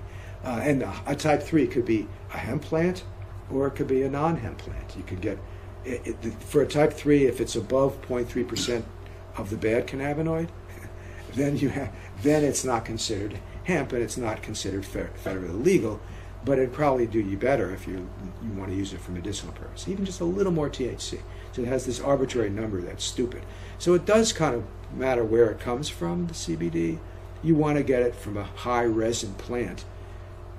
And the high resin plants, the flower tops, we call that marijuana, irrespective of what amount of CBD or THC in there. That's a botanically realistic way of looking at the question of hemp and non-hemp cannabis. It's a matter of how much resin is in there. High resin, marijuana. Low resin, hemp. But it gets all confused because of the stupid 0.3% THC, which is like an albatross around the hemp industry, the new hemp industry. Okay, CBD products are legal and well regulated. All CBD products are legal and well regulated. We wish. Anyway, take-home messages. Cannabis therapeutics, personalized medicine. CBD and THC are the power couple of cannabis medicine. They work best together. There's no single CBD-THC ratio product that's right for everybody or everyone. Cannabis works best, or works by mimicking the effects of endogenous compounds in our brain. Cannabis best used as part of a healthy lifestyle, and one should honor the whole plant. So that's the ending message. Then for more information, projectcbd.org, free newsletter once a week, where we analyze scientific papers and new information coming out. We suggest you go to the website, look around. You will find in the navigation bar something called How To, and then you pull it down, it'll say Dosing, and it will describe in very detail some of the things in a much more fleshed out way. Kind of the composite sum of what we know about dosing at this point, not so much on the basis of giving it to mice, but people who are actually using it now for over 10 years in California, much longer for the THC-rich cannabis, and for other places. So we share that information, a lot of information. And then Smoke Signals is my book, and I always thank CannaCraft, which is business in California, a cannabis business, which supports our work. It gives us, so that's it. Ta-da. Any contraindications to dementia patients? Well, I think one needs to be careful about these balance issues and so forth for any elderly person, and not in the sense of what will be toxic or adverse for the brain. No, not at all. It really is. It's good for the brain, and I think that the hope is that, and scientists are really looking at this stuff again. They would make some kind of individual new kind of fangled molecule or compound on the basis of this stuff for dementia, to patent it and so forth. But for using cannabis, I think it's a good play. There have been demographic studies that compare cannabis users to non-users, and there's lower incidence of Alzheimer's in the cannabis community. That doesn't mean that there's none, but it's lower amounts. But you can say the same for obesity and many other conditions. That cannabis does seem to have, in the right amounts, taken the right, lay it into your life in the right way, which might be nothing to do with getting high, or maybe it will. It does seem to have a pro-health tonic effect. But for something like Alzheimer's, that's an acute condition. So I think you're just being sensible about it. And if a person's real agitated, you have to just take a bite of this chocolate. In California, you can get your chocolate CBD and THC, or just CBD. You have a lot of variety. You won't have as much of that here, at least explicitly yet, but you'll get it. And frankly, you can make these things yourselves. It's not hard to. This is a machine called you can get it from John. You can get a machine called Magical Butter. If it's like a homemaking machine, but you have to get a bunch of things, and some people don't like to do that. But you can make cannabis oil that way. It's pretty simple. Then what do you do with it? They call butter. You can bake it into a cookie and just make it something that a person likes to eat, or their favorite thing. But then you might have to hide the taste too, because the taste of cannabis can be a bit gamey, and that's maybe an advantage of isolates or distillates, where in some of the manufacturing companies in California, they will make an edible, but they'll take the oil out of the cannabis, they'll leave out the terpenes, so they'll leave out the taste, and they'll work just with CBD and THC, and they'll infuse it in wild dried strawberries and chocolate, and it's delicious. Which is a problem. You keep eating it, you get very high. if you got those, but they have them with CBD too. So. But it's the weird thing is this. I'll tell you one last little story about the cannabis world in California, which you'd be jealous to have those kinds of options here. But here's the problems that producers in California face, right? First, California, if you're going to make a cannabis product, everything is tested very carefully. You have to test for 65 different pesticides to see if there's any residue, or solvent residues, because sometimes they use very harsh solvents to pull the oil out, and others don't. Different ways to do it, so they get some cannabis. They want to make a CBD-rich chocolate edible, let's say. And they get the cannabis in, and they test the cannabis. And everything has pesticides on it because there's drift. And it's wine country, and nothing comes in without pesticide-free. But since they're measuring to 1/1,000,000th of a particle, 4 trillionths of a particle is not that big. It's when you get, 1,000,000th of a particle that it could be a problem for the pet. There's levels that they've established of what's permissible and what's not, just like they do for fruits and other things. So, okay, passes the test. They have a lot of good cannabis.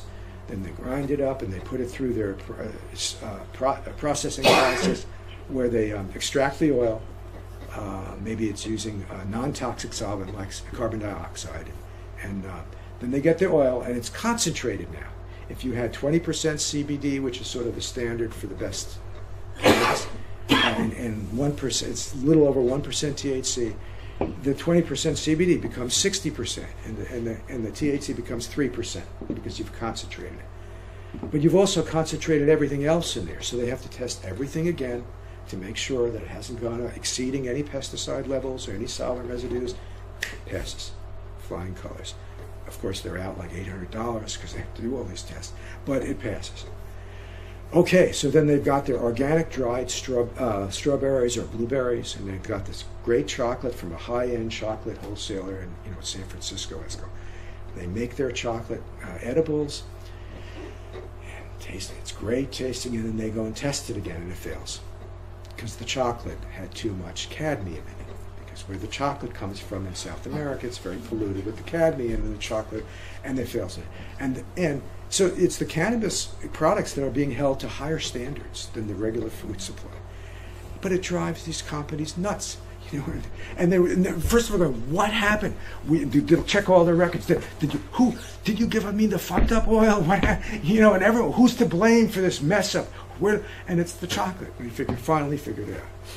And this is, and I can tell you dozens of stories like this for the weird things that these cannabis businesses go through. So then they tell the chocolate, and then finally they get the better chocolate. They know now that to test the chocolate before they use it, and to reject it if it doesn't meet these standards. So I know that's won't make you cry about it for California, given what you have to deal with here. But. Can you go back a little bit and just kind of detail? You know how you said the CBD codes in different alphabets, G, C, etc. Some of the different well, compounds. I just more importantly was diagnosed with glaucoma, beginning stage of glaucoma, and in minimal research they said CBG oil is good for glaucoma because of depression in the eye. Is there really a huge difference between the D, the E, the C? Yes, the G? actually, it could be. Glaucoma was. It was discovered that cannabis was helpful back in the 1970s, and the fellow that discovered this, his name was Robert Randall. He was a college professor, or a lecturer, maybe not a full, in Washington, D.C. He discovered accidentally that smoking weed helped his glaucoma, that he would look outside and he wouldn't see halos around the street lights and stuff. He was diagnosed with glaucoma, and he was told he was going to go blind by the time he was 30. He was now in his young 20s. Not a good diagnosis. But he's smoking, and he tells his doctor, this seems to be helping me. And the doctor measures the eye pressure, says, you're right, Robert, this stuff is anti-inflammatory, and regulates immune function, inflammation, and just keep doing what you're doing. And they started researching it. They discovered that the U.S. government even knew about this, that there was some glaucoma, positive for glaucoma. So he ends up getting busted. And because he was growing a few plants in his yard in Washington, D.C. He was away on somebody, and the cops came, and he busted him. And they leave a note, you have to come to the police station. He goes. And typically what happens, you pay a little fine and you move on, particularly if you're a white male college professor or a college person. But he said, no way. He's going to fight this in court because you'd have to be insane not to smoke weed if it was a choice between that and losing your eyesight. Who wouldn't smoke weed? This is wrong. And he brings it to federal court. Because it's Washington, D.C. He was told, you'll never win. It's never been done on medical necessity defense. He got a good judge, and the judge ruled in his favor and said, no, you are not guilty as charged. And it was a historic legal decision. But he had no access to cannabis other than getting it from somebody who would have to break the law to give it to him. So he sued the government again because he heard that the government was growing it for research purposes at a farm in the University of Mississippi. Maybe you heard about this thing. They grow cannabis for the government to use it or study it and so forth. Not a lot, but he heard about this and said, well, then you have to give me that. You're saying I can't. I would make someone break the law. You know, you get the picture. And he won They begrudgingly consented, and that started a program where the government started to give out 300 joints a month in a tin can to very selective medical necessity cases. First, it was just him. Then it was another guy. Robert's not alive anymore. Another guy who's still alive, and another. Then a woman got it. You know, and it was about 20 people that ended up getting it after a few years. It was very difficult to get, but you know, it was these weird diseases that nothing was helping. But if you proved it, it was the compassionate use program or something. So this is all a long way of saying about glaucoma. Cannabis helps. There's no question. High THC cannabis. The indications are from animal studies. CBD can actually be counterindicated, that it can actually be harmful to glaucoma. As for CBG, I'm sorry, I'm trying to turn this on. there have been some studies that suggest CBD would be harmful for glaucoma. Right, that's what it said, but it said CBG is supposed to be. Now CBG it's not like a new kid on the block. It's something that's going to be available pretty easily. It's like the third one. You know, if you had to have a trio of the top three, CBG would be in there. It's the third along with CBD and THC. But it's relatively, it's out there now. You can get products from Colorado. There's a place called Flower Child. They're considered legal as hemp because it doesn't have a lot of THC where it comes from, and they've bred certain strains to be very high CBG and very low THC. So it's a version, and there's a lot of interesting reports we're getting from doctors but it's still very new. Really good for anxiety, really good for some cancers. We're hearing this CBG. For wasting, it's really good because it promotes diet, promotes the munchies, but it doesn't get you high. So if you don't like getting high and you've got wasting, then you can't really use THC very well because it's going to give you the willies. But now my CBG might be exactly what you need. So there's a lot of different possibilities here. But I think in terms of just basically what's around, in terms of the prevalent THC-rich cannabis that's around that has very little CBD, it's pretty good for glaucoma. But, you know, there's also other regular medicines now that are. When Robert Randall did that, they really had nothing for glaucoma. Now they do have some pharmaceuticals. Well, yeah. What if you can't get high? You have a job, you're not allowed. You know, you can test dirty. You know, sometimes. Yeah, sometimes the reason why you have the disease, there's something that won't allow you to get high, because there's something off in the receptor. You know, it's the same receptor that you activate for pain that when you activate, you're getting high, and there could be something wrong with that receptor. Is the reason why you have these conditions, or you know, it could be contributing to it. So there's no one way to look at it. It's worth again, it's a matter of what your sensitivities and propensities are. If you want to use the intoxicating version of cannabis, but it definitely is helpful medically if it's your speed. Can I add to that a little bit? So, my numbers, they actually consider me having glaucoma, and at that time I wasn't taking care of myself. I wasn't taking my meds. I wasn't doing that. I had a massive heart attack because of all that. But I was using drops for the glaucoma. Yeah. But I ran out. I didn't give a shit. I didn't use it. But that's when I started doing all of this. Mm-hmm. Now, in my personal belief, cannabis isn't the greatest way to control glaucoma because up and down, once it leaves, it's kind of gone. But I was taking a lot of pills, and I was taking it every day, keeping it in my system. Without any drops or any other things, when I finally went back to the doctor after like 2 years or something, he's like, oh, you dropped 3 points. Good for you. Now you're borderline. So yeah, cannabis itself. I mean, it's anti-inflammatory. Again, that idea of dialing back the like a dimmer switch. It regulates the immune function in a way. So that's why it's good for so many different autoimmune diseases. Yeah, but see, my job, I did. Oh no, I just mean just. But it works, yeah. right? Because I did read conflicting. CBD can make it worse. Yeah. But CBG, but searching strictly, we don't really know that CBD. There's evidence in the preclinical world, right? Where and a lot of times they conclude it makes it work because they literally inject something in a mouse's eyeball. I mean, they inject drugs, huge amounts directly in the brain, and say, you know what, it alters brain function. Right. You know, I mean, sometimes it's so ridiculous that the way they get this data, and sometimes, but sometimes it's also. Sheds light on something going on, you know, like how something might work, because we use a high dose, they put a radioactive tag, they watch where it goes in the brain. Oh wow, look, it goes there, and that has something to do with why it's helpful, could be potentially helpful, or brings down inflammation when it goes there. I guess I was just trying to figure what's the difference between the D and the G. Is there really? Like, yes, there is. Strains? It's a different compound. It's related. They're extracting from. Yeah, so like. THC is tetrahydrocannabinol. Right. CBD is cannabidiol. So CBN is cannabinol. So they're different. It's not just a letter. It's an abbreviation of different compounds. They're part of this family of compounds that are structurally pretty similar, but there's always a little difference. You know, it has a little tail there or not makes it a different compound. So CBG is cannabigerol. And the interesting thing about CBG is that when the plant forms and it's growing, it's just a little, you know, the cannabinoid that first forms is CBGA, because the A is always in the plant.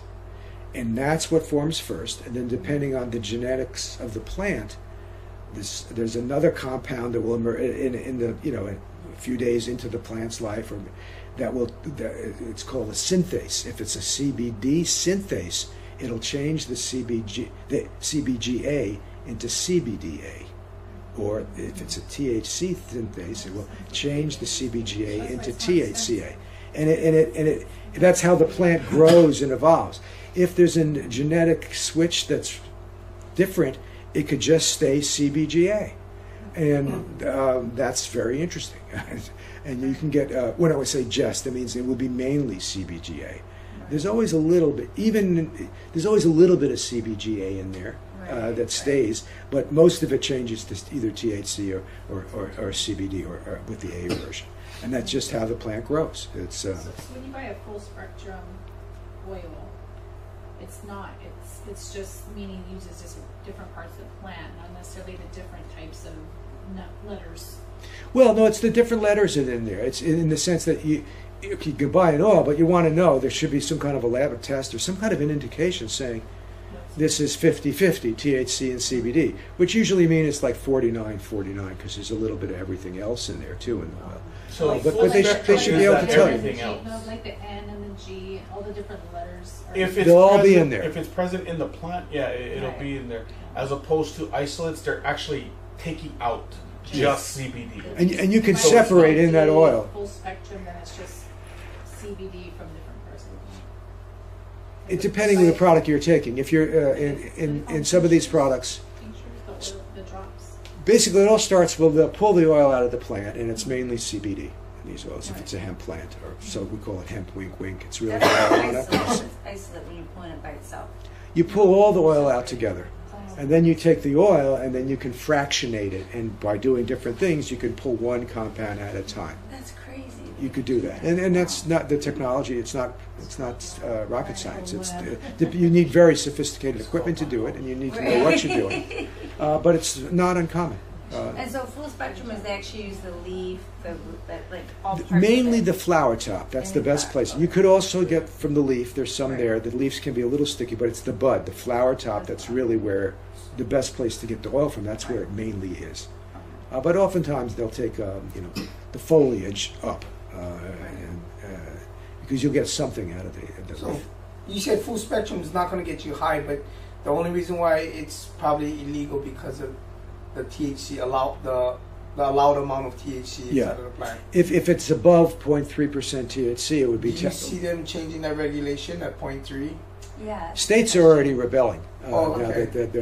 I just Because read. if I you're just not getting read high off of full spectrum, and Oregon that's- allows that it way- now up to I think a little over 1% THC. They just announced Where? this. In Oregon, the oil could be a little over Oh, yeah. 1%, and the plants can be a little over that.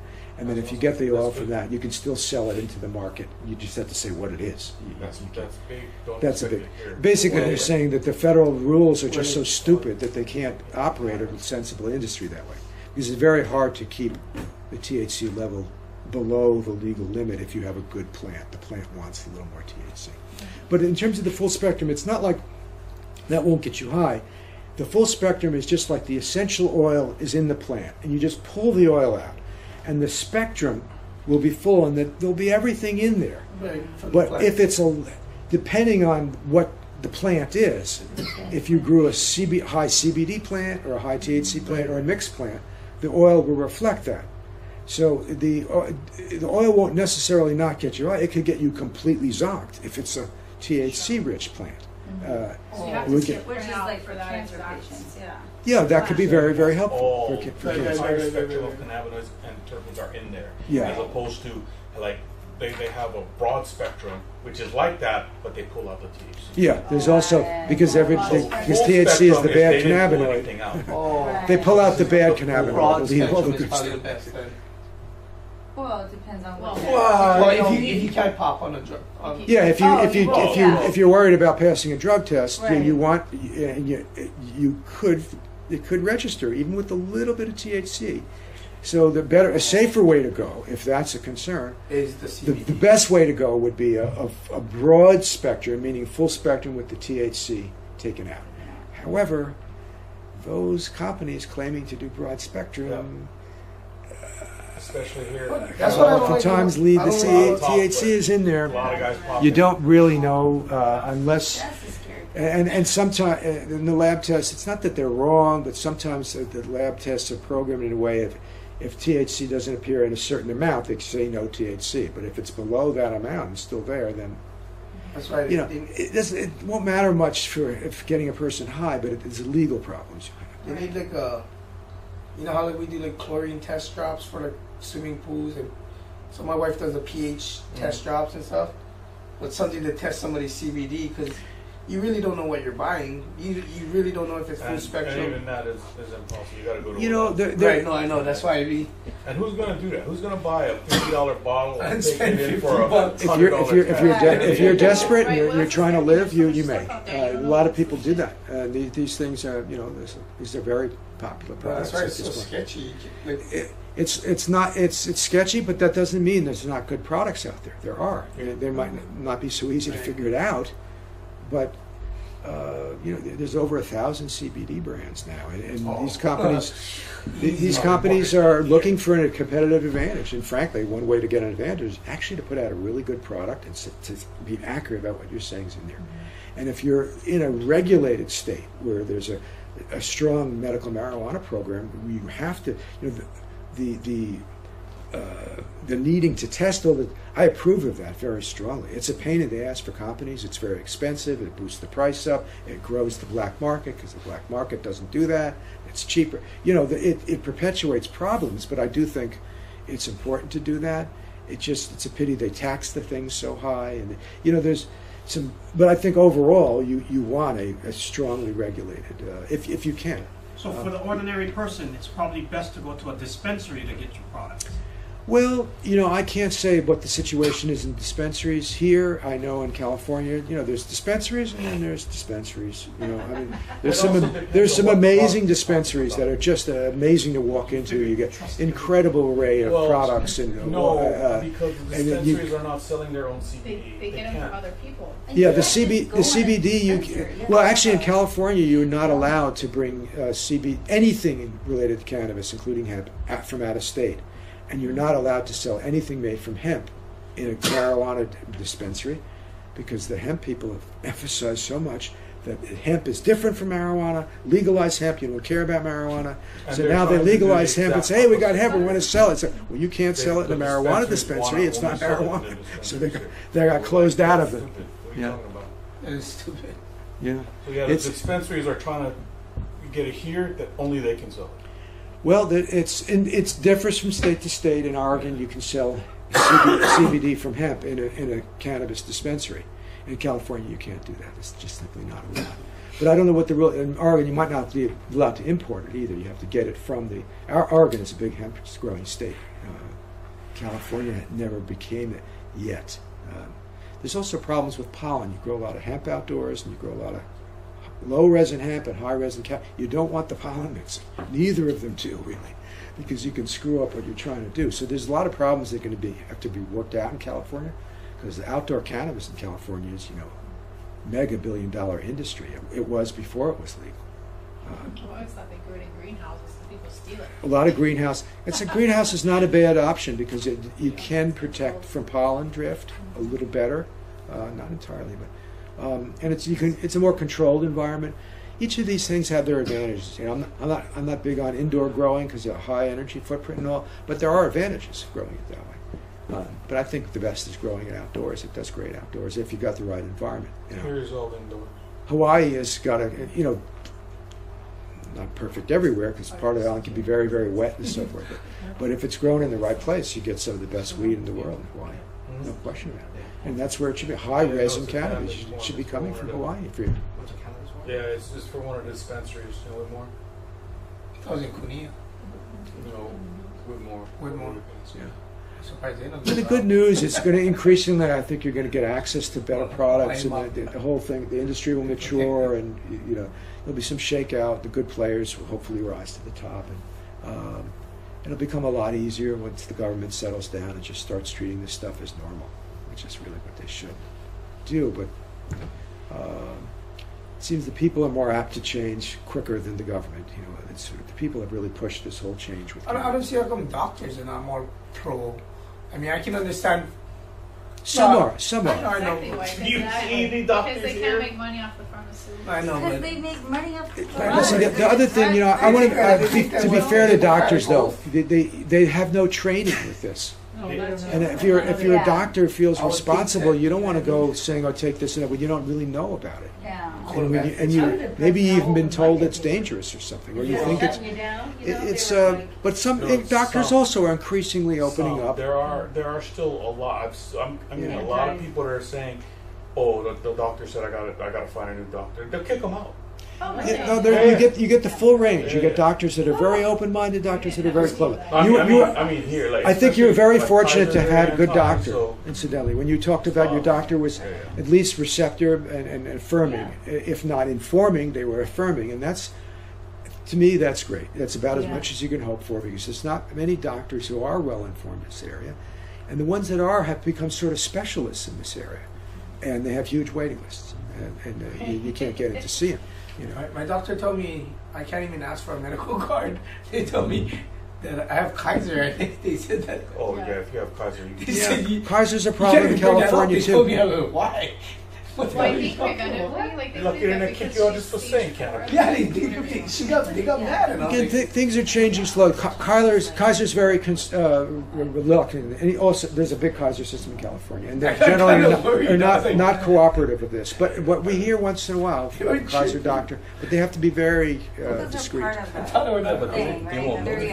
there's insurance issues, and you're doing something that. What if it hurts the person? Just this. Stop giving me coverage. Yeah, for the CBD isolates. It's not that they're unclear. Actually, we published a big report on this stuff. It was really for doctors. If they can get that information if they want to, that's the responsibility of the doctor.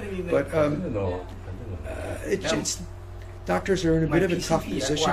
That's not. I'm not trying to excuse a lack of openness, but it's medical marijuana. She grew up, and I was like, most doctors were never taught about the endocannabinoid system, which is unbelievable. You can learn about medicine and not learn about that. But increasingly we hear from medical schools that there's a couple of dozen new. The younger generation, the newer nurses, starting to change. Practitioners, they're being a little bit more. Nurses tend to be more receptive than doctors. Oh, yeah. There's associations that are. I would do it too. They're like secrets, quietly saying, There's a doctor society called the Society of Cannabis Clinicians. I don't know if any Hawaiian doctors are in any way affiliated, but you can contact the Society of Cannabis and find out, and they would tell you if there is a doctor who's part of that group, and if so, it's likely to be a fairly well-informed doctor, because that's a group that's kind of pioneered a lot of stuff. But you might not have anybody in Hawaii who's doing that. As far as I know, we don't. Yeah, or they might be very, just doing their thing on their own, just kind of being. The doctors also have to be very careful. They can't really intersect with the dispensaries and there was a court case. There was a social workers. You have a question. You seem like a doctor. I'm not a doctor. I know. Yeah, no, I know. Okay. You can be. We hate when people say shit like that. You're super educated. Right. I just have a question about food. So like with alcohol, you drink and if you don't eat food, you get more buzz and stuff or drunk.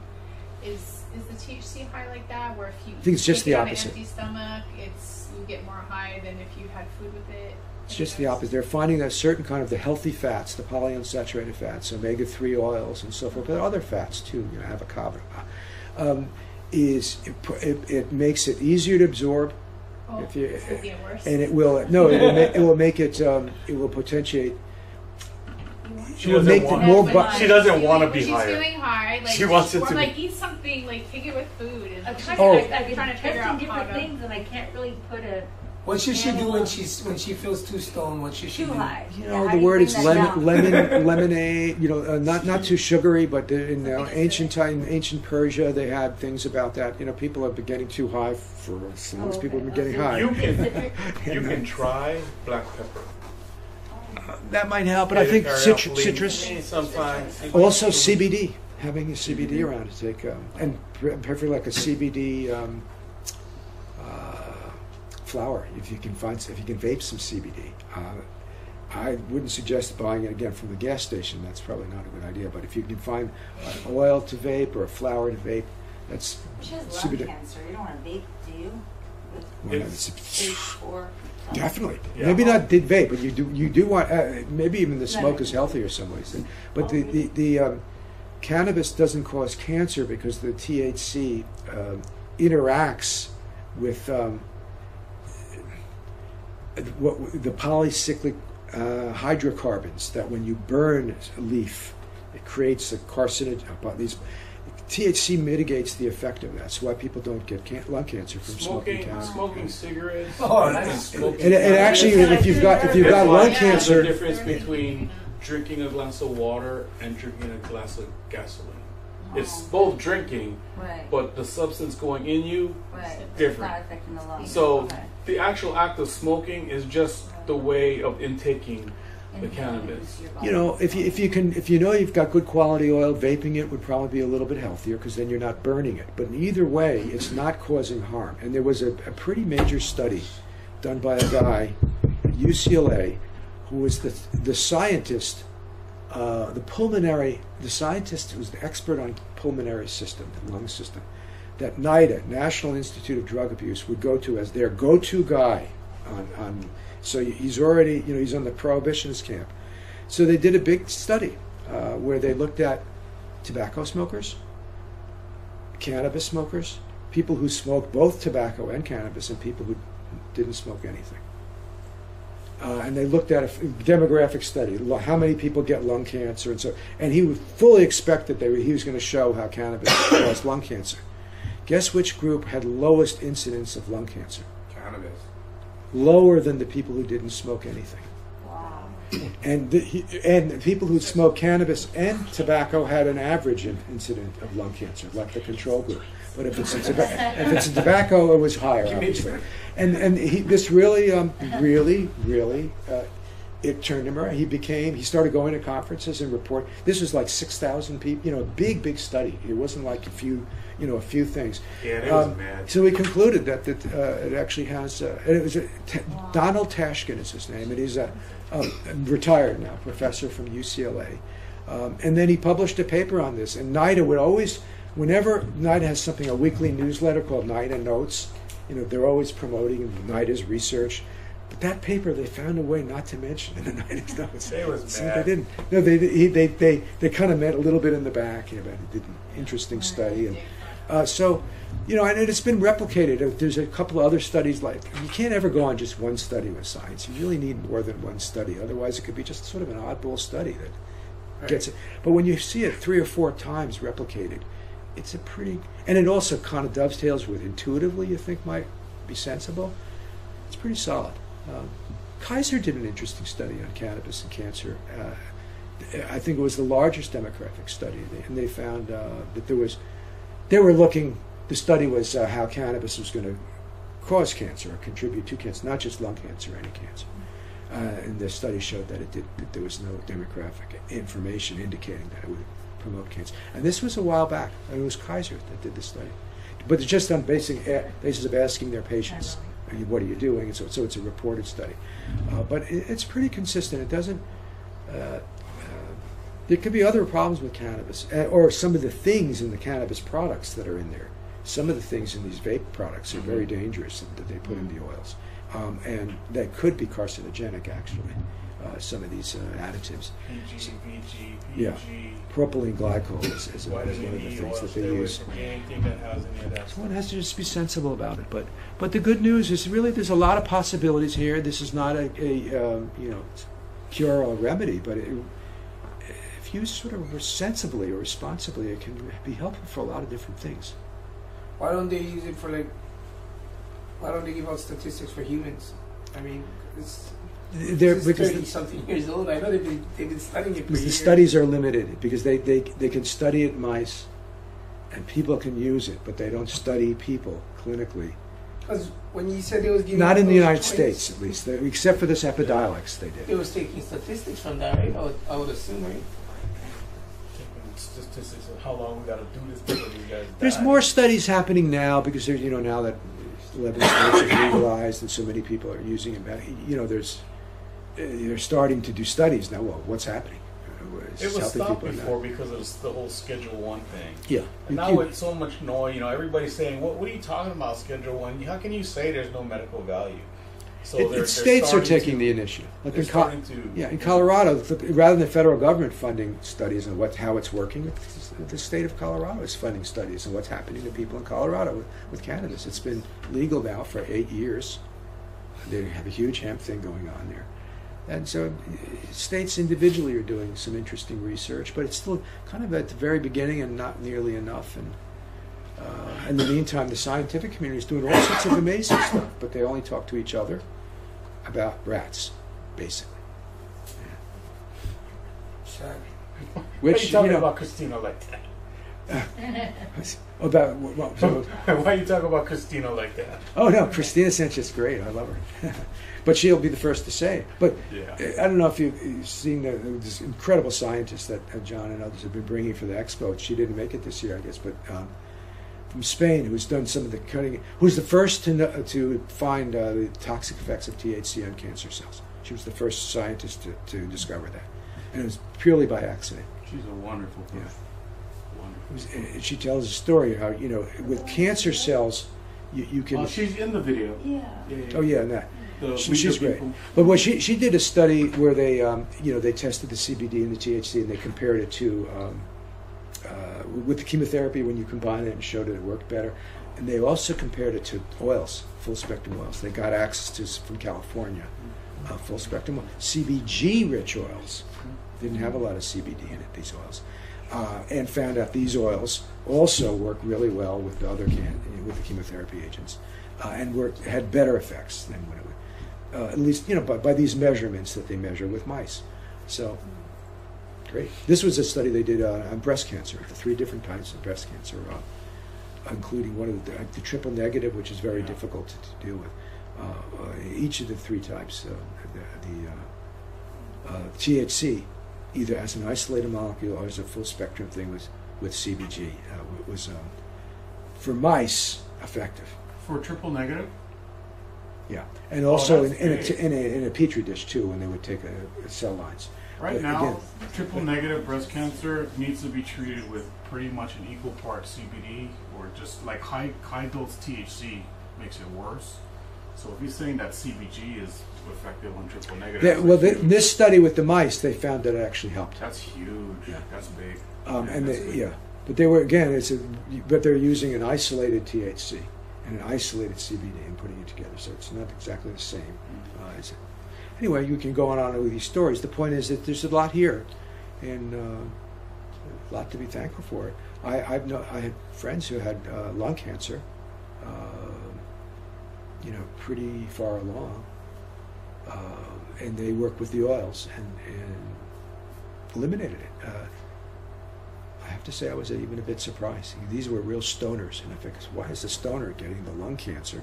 It's not like they never get them. And maybe she was also smoking cigarettes, which is less in the group compared to others. She went to these oils, and it really helped. And sometimes it doesn't work. It's you get it too late, but I think keep in mind you do a lot of other things. Go full on program. You make sure you get a little exercise if you're up for it, and look really carefully at diet. Go really low on sugar and carbs. Tends to be better for cancer if that's less a part of your diet. A lot of these things are really just sensible. Anybody should do anyway if they could get it together. But now you have to do it. You have no choice.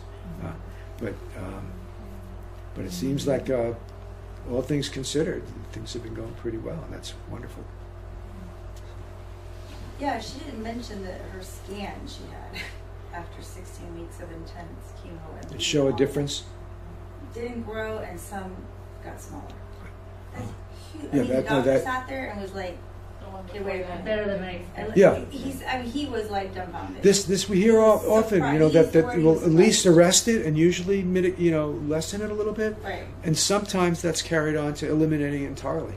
But even if it just stays at that, or just eliminate a little. That's fine. Crazy. The whole point is to lengthen life and improve the quality of life. Yeah. Everyone is going to die, and of something. Hopefully, old age, right? Yeah. And so lengthen it and make a better quality of life. That's all you can hope for with medicine. I think cannabis can be tremendously helpful.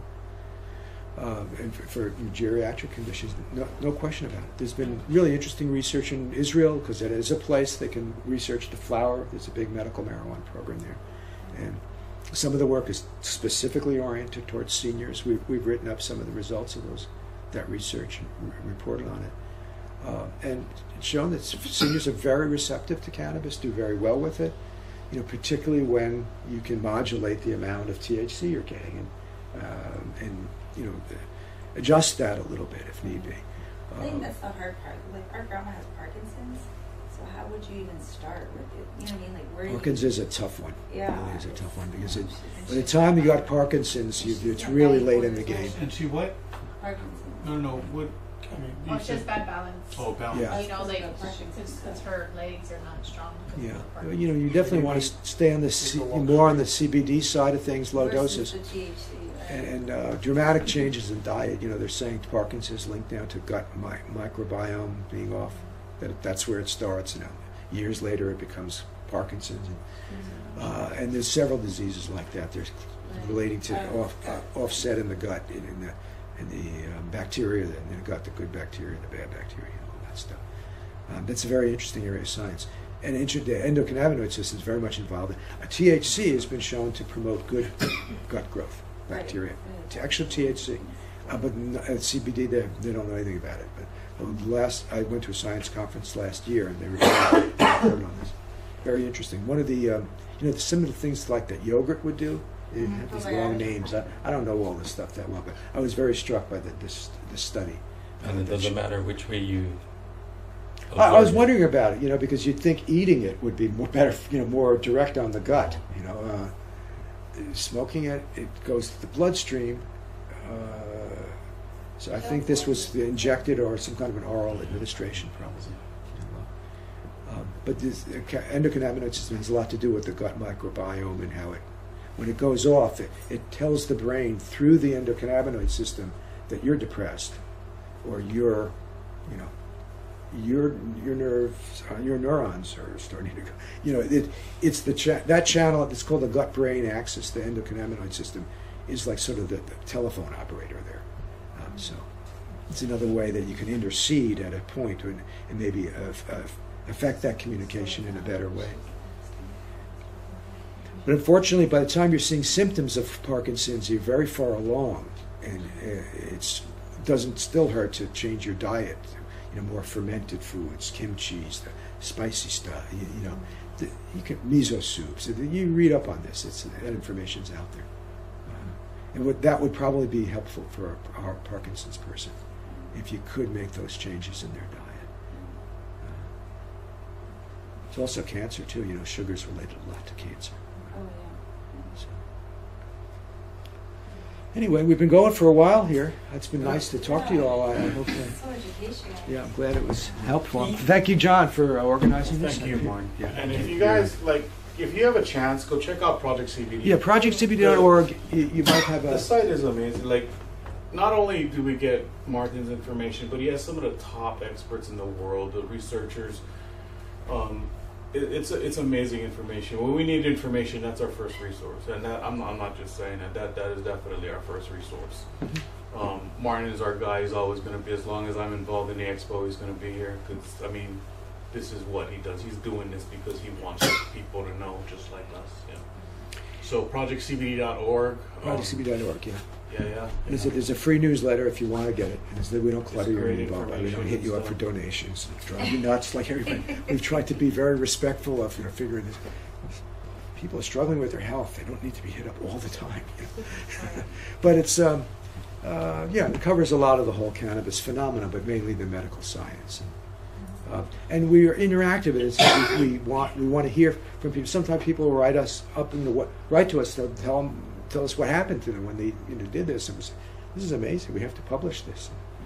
So it's a lot of different angles from a patient, from a doctor, from a scientist, from an observer, caregiver.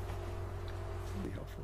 And there you go, Martin Lee from projectcbd.org, Cannabis and Gerontology Geriatrics, right there for you on the HI Vibes podcast. Thanks for tuning us in. Go to his website, Martin Lee, www.projectcbd.org. And we'll catch you next time on our next episode of the HI Vibes podcast. Thanks for tuning us in.